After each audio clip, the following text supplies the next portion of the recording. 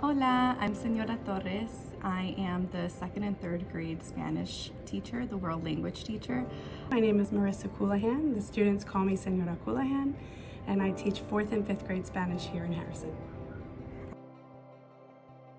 I've been having such an amazing time teaching our kiddos, and they've been so engaged and so excited for our time together. It's been a really warm welcome. Everybody's been really wonderful in terms of welcoming us into their classes and helping us get the kids excited about the program.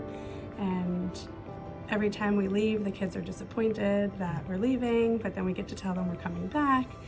So it's been a really fun everyday experience. We get to make some really nice relationships with the kids because we see them every day, even though it's for 5 weeks, and then we'll come back and see them again in another 15 weeks. The teachers have been amazing and collaborative.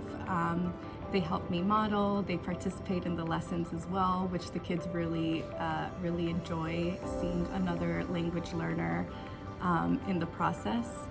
Teachers have been really open to collaborating. Some of them, if we're out for some reason or the class gets canceled for whatever reason, they want to continue doing some of the routines that we do in class. So they'll show some of our slides, they'll play some of our videos or sing some of the songs.